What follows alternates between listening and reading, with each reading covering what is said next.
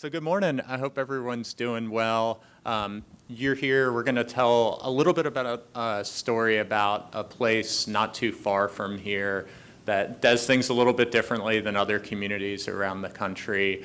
And that's sort of part of the culture of where we live. And it's certainly entered into our tech ecosystem in something called Tech Town Portland. I'm Jared Weiner. I work at a place called Prosper Portland.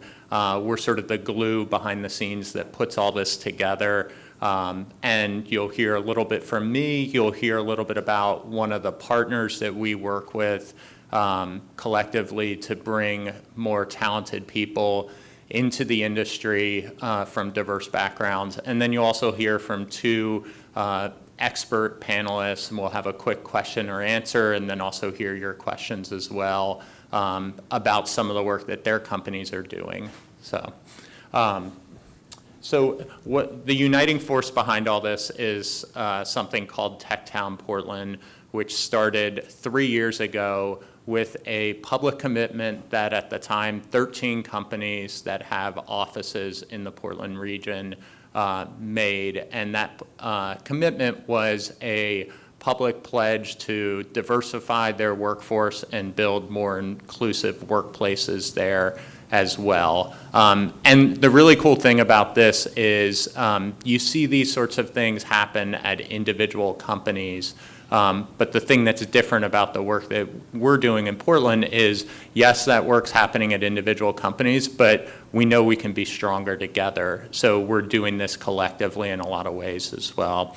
And there's really multiple facets to this. It's not just a commitment, but it is that. It's also building a community. And then we're also very focused on where this goes and building the movement to get us there as well. And so what it is there's sort of 5 core tenets around the pledge, and there's actions that individual companies are making as well as collective actions that are happening around the pledge. Partnerships is a big piece of this. I mentioned that it was 13 companies originally. It's now 25 companies employing nearly 3,000 people in the Portland region. And so it's growing, but it's not something that we can do alone, even amongst that core group of people. So partnerships is a big piece of this. Another big piece of this is hiring strategies. So a lot of internal work is done on changing the dynamics and making sure that people from different backgrounds can get access to this industry. Training and education obviously is a core component of this, and at a collective level, some of the key pieces around that is there's been unconscious bias training that has been available to employees at these different companies, but it certainly doesn't stop there. It goes much deeper than that. There's collective learnings that happen every 6 weeks or so where the group of companies that are part of this come together and share sort of the experiences and what's working at their companies and what's not, and there's a lot of sort of opportunities that have come from that. So a great example of that is one of the companies does a lunch and learn series that they went and shared how they've gone about doing that, and that's being repeated at a number of other companies as well as a result of it. Also on the training side, one of the things we're really excited about and getting this message sort of ingrained within different companies is 2 things that will be coming in 2019. There'll be an ally shift series that you'll hear more about in a little bit, and then there's also a training series that we'll do for managers, particularly frontline managers, how to be an effective and inclusive manager.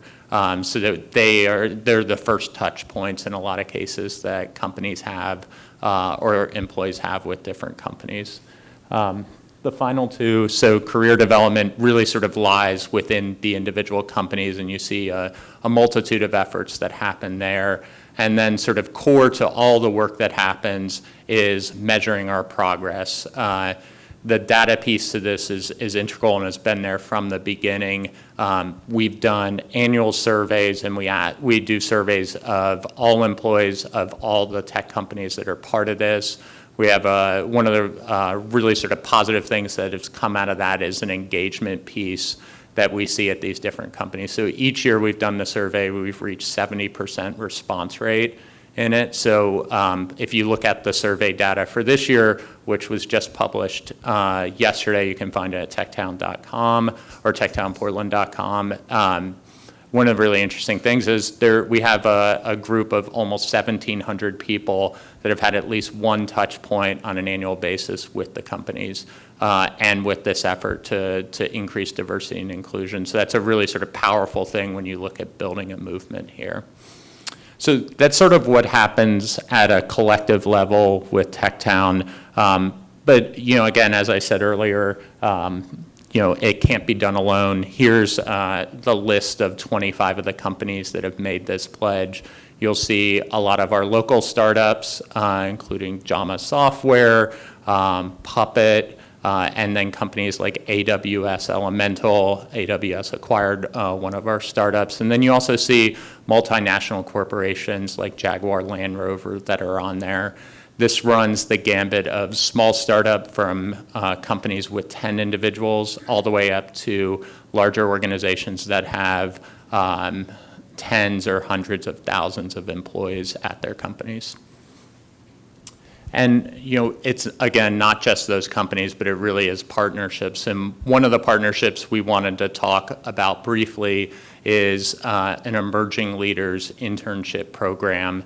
And Catalin Wong's going to talk a little bit about that program and her experience personally with it. Kat? Cool. Thanks. So my name is Kat Wong. I'm the marketing coordinator at AWS Elemental, and I started my career with the company last year as a summer intern from the Emerging Leaders Internship program as a marketing analyst intern. So the Emerging Leaders Internship program matches underrepresented college students or recent grads with paid internships at Portland's top companies. A little backstory on me, I recently graduated from the University of Portland in May with a degree in marketing and minor in communication. I moved to Portland almost 4.5 years ago, which is crazy. I heard about this program. Well, okay, this is gonna be a story partially of a transformation from stressed college student, which is classic, to employed recent grad, which is kind of the point of the program, but I also really want to emphasize the social importance of this program and programs like it, creating a diverse pipeline really early on with young people of color and other minorities. So picture this, I'm a junior, it's the second semester of my junior year, and I'm freaking out because I don't have an internship for the summer, and I need one for credit to graduate. And I had done internships before that, but they didn't count because they needed to be in that specific period of time. Weird. And adding to my stress, some of my peers who had already secured internships, they had done it through like their parents' network, but I just didn't have that. I was new to Portland, I don't have family there. And so I went to my career center at school for advice, and the woman there told me that this program was really successful in its first year, and now it's in its second year, and they're looking for people like me. And I was like, cool, marketing students, right, yeah. So I started the application, and then I realized, oh, it's for minorities. That's cool.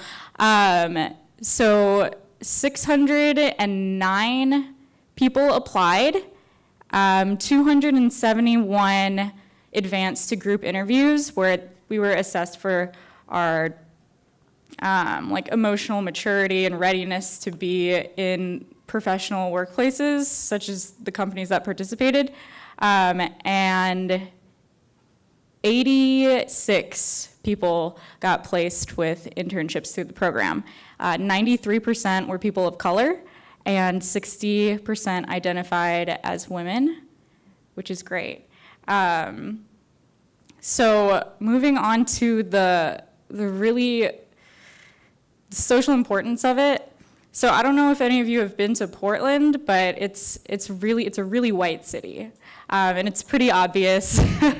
And business leadership is overrepresented by white males, and their networks are going to tend to be people that look like them. So it's really important for companies to take the initiative and reach out to a diverse pipeline in order for that cycle of white male leadership only to stop.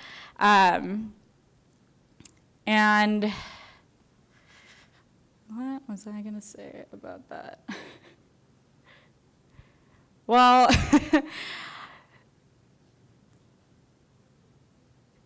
yeah, so I made a great network of people as well, not only through the company that I interviewed for and I continued a career with, but also with the other Eli interns. They're people like me, people that I can relate to.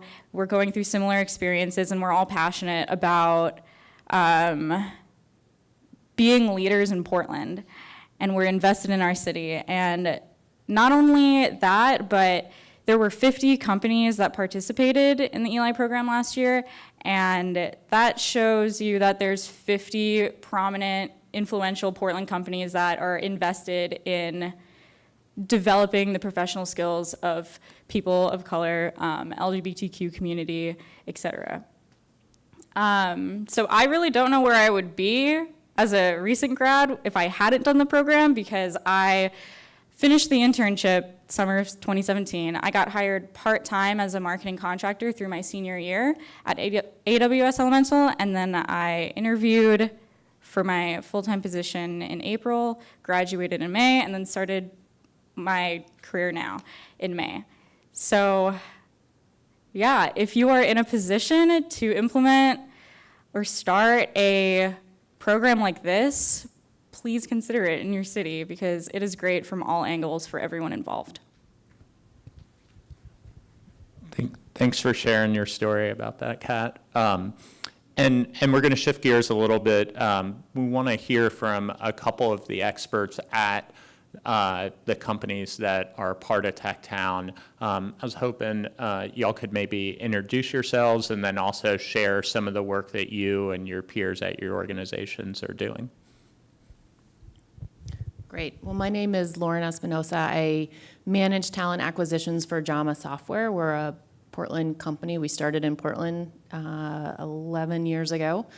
We build a predictive product development platform that works with companies building complex products. So one of the things that we wanted to focus on was actually taking actionable items.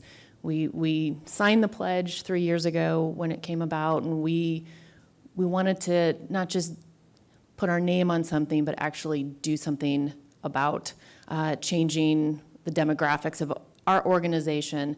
And from ideas and information that we receive from the other companies that participate in TechTown, we got connected with a high school in the Portland area that supports youth at risk. It's Rosemary Anderson High School.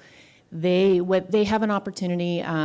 They work with, I have a cheat sheet here because it's an acronym, POIC, which is the Portland Opportunities Industrialization Center.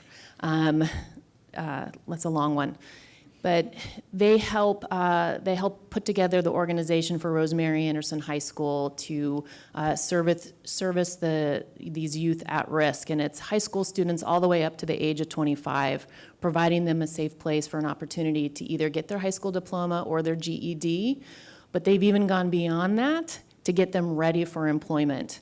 The high school itself has just about 200 students that they serve annually. 90% of them are underrepresented minorities. 78% are underrepresented minorities. 90% of those students graduate, so they actually walk out of there with a degree. But what they've done a lot of outreach into the community to get connected with companies. So we got connected with them to not just provide financial support to this high school, but what else could we do? We have a lot of employees that want to get involved, want to share their experience as well as share their knowledge to youth coming into the workforce. And so they have mentorship programs, they have robotics club that they're looking for experienced individuals to help with, as well as an internship program. So we wanted to basically do whatever we could, and we have employees across the organization that are helping with all of those. We actually just hired, she started today, she started today, today's Tuesday, losing track of time already, who is doing an internship with us to learn, basically work experience in a corporate environment. And so excited to, again, just bridging that gap, making sure that we're providing opportunities for individuals that may not have opportunities to get connected with a technology company, to understand what it's like to work there, understand that it's not a scary place. Everyone is welcome. Everyone has opportunity to contribute in an organization like this. So it's another way for us as a company to get back to the community, but also help generate the future generations coming into the workforce. Thank you. Hi, everyone. I'm Jenny Berkedal. I work at Puppet as the Director of Global Talent. And my journey with TechTown is a little bit different. I actually just started with Puppet about a month ago. And before that, I was at a small software development agency with about 50 people. And I was in a role, as they say in tech, that wears many hats. So my job title was Director of Employee Experience, but it encompassed all people operations. And one of those functions being DE&I, which I really lacked a lot of dedicated time, but also just resources, because we're an unfunded tech company. So when I joined, or when Metal Toad joined the Diversity Pledge, it was really, there's so many companies like Puppet, like Jama, like AWS Elemental, that have dedicated folks in these roles. They have the commitment from their CEOs, and they have a lot of funding, and we can learn from them, and we can partner with them and really benefit. So there's a lot of these collaborative efforts, which was kind of like my entrance into Portland tech scene as well, which is really, talk about inclusion, like this great sense of belonging to something that's greater than your own company in order to try to make a difference. My first introduction was through a program called PTIX, which stands for the Portland Tech Internship Experience. And the idea is that companies get together and plan collaborative sessions for their summer interns. And the summer interns can be from four-year colleges, they can be from boot camps, they can be from the ELI program. Was in that program, Yeah. And just getting together and saying, like, everyone is, talking about career development with their interns. They're talking about updating their resumes, personal brandings. Let's work together and run these sessions together. And then our interns can meet hiring managers and recruiters from all companies in Portland. And hopefully, if they moved here for this internship, they'll stay. So that was a really great introduction into this collaborative efforts. And then Jared mentioned earlier, one of the more recent collaborative efforts that's underway is around allyship. And that actually started with my now colleague at Puppet. Her name's Tanya Webb. She's amazing. And the idea was, companies spend a lot of money bringing in a trainer. And you can, let's say, for instance, spend $10K, you have your trainer come on site to talk about ally skills, and it's excellent, but maybe 3 months from now, you're not gonna have the same managers on board, and you can't replicate that training because you spent your training budget. So really the idea was to work together with Prosper Portland and TechTown and other companies to employ a train-the-trainer model. So that's train, I think right now we have a group of 25 facilitators that are all housed internally in TechTown companies. And then rotate those trainers through to provide trainings on an ongoing basis. The goal is to have 300 TechTown employees trained in 2019. And the way we're able to do that is by collaborating. And it's not just on one company that's now employing a full-time person who's running these trainings all the time, but really having these opportunities to train people from multiple places so we can have a higher cadence. And I think it's been really successful. And I know we've talked about using that model and maybe replicating it things with unconscious bias or the manager training that we're going to be looking at. So, yeah. So I have one more question for Lauren and Jenny, and then we'll have time for a few questions from the audience. So think of your questions. I also realize there's a lot of things that we're not going to be able to cover up here, but that's okay. We actually have a table out there in the main hall, and then if you're joining us for the career fair tomorrow, there'll be a table there as well. So if we don't get to your question, we can address it there. But my question for Jenny and Lauren is, the programs are great and really successful, but there's also the process side to this. Organizations have ingrained cultures, and there's ingrained structures that sort of contribute to people in tech in Portland and people in tech in general looking very much like me. What are some of the processes that you and your companies have put in place in the last 3 years since TechTown occurred that are helping to change that? Yeah, so something that we've addressed at JAMA Software is just more process. We don't all love that word process, but really if we put more process and structure in the way that we hire and the way that we interview, hopefully we can eliminate some of the unconscious bias that tends to happen within that process. We've definitely seen an uptick. When I started at the company almost 4 years ago, there was one woman in engineering out of a 20-person engineering team, and very few underrepresented minorities as well. So one of the things that we wanted to focus on was how could we increase diversity within specifically the engineering organization. We understand the importance of having a diverse team, but how can we make sure that we share our presence within the Portland marketplace as an inclusive workspace so that we can increase that.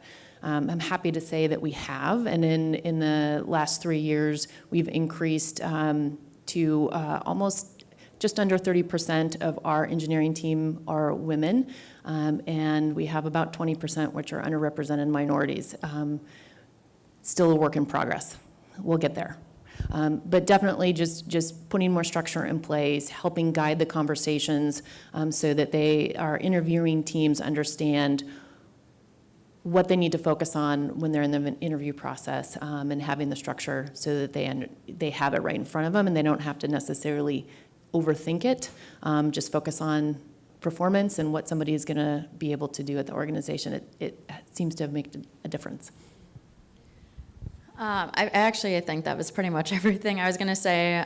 It's just embedding it in every process. And when we look at our learning and development trainings for hiring managers, for interviewing skills, making sure that that inclusion and diversity is at the forefront of all those conversations. And I think being new into an organization, it's also really nice to use that opportunity to have like a fresh lens and think of things like new hire onboarding. And when we go over our benefits, like it was interesting, like we never went over mental health benefits. And that is something that while I was just recently going through, I was like, everyone has new people start at their companies, on some cadence, and it's an untapped resource to really dive in.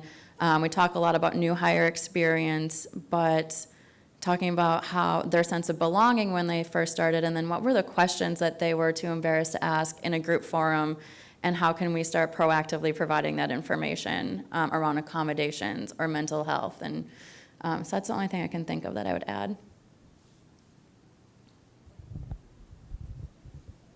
I think we have time for a couple questions if folks have any in the audience. Sure. I'm curious when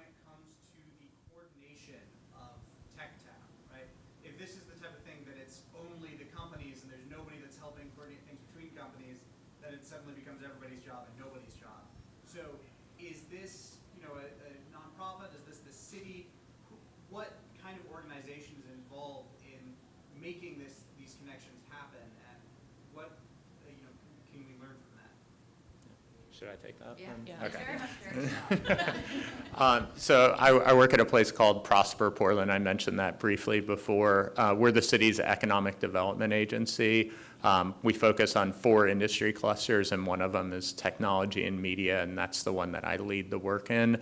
And my work is nearly 100% of it is devoted towards Techtown Portland and supporting the companies, and then also spreading those ideals into our larger community as well. I sort of think of our organization as the glue that keeps this whole thing together. We bring 3 different groups together. We have a CEO roundtable that meets 3 or 4 times a year. We have a steering committee that Jenny is part of that's giving insight on the work that's happening at companies and sort of driving the collective direction forward. And then we have a larger convening for members of all the companies that happens about every 6 weeks or so. Sure. Of the 25 companies that are currently involved in Techtown, you mentioned some are small, some are large. I come from a startup. Resources are strapped. What are the differences in how smaller companies versus bigger companies contribute to the broader vision? Jenny's a great person to answer that. And actually, I would love to connect with you because that was my reality for a very long time. So Jared just mentioned that we do have these morning sessions, and a lot of the morning sessions that happen every 6 weeks are just talking companies having the floor to share success stories or challenges that they're facing. I always was feeling like those were not really aimed at me in my role, because I was like, oh shoot, your dedicated D&I lead is facing this issue that I would love to have. So one thing that we did, Jared's really open to feedback, and I often said this is great, and the workshops that they put on that everyone can attend, those are the things that are integral for my success in my role. But to allow for opportunities for companies that are similar in size and resource to get together and to have our own discussions that are maybe separate would be really beneficial. So we just changed that model probably 3 sessions ago to account for those morning sessions, to have an opportunity for you to self-group based on where you're at in the process or what you have. And we just naturally said, okay, the 3 of us, our companies, we're going to share and do lunch and learns together. And we're going to do X, Y, and Z. Or, hey, you already have that. Can I have it? And the answer is always yes. And we're at time. So let's connect. Great. Thanks, everyone.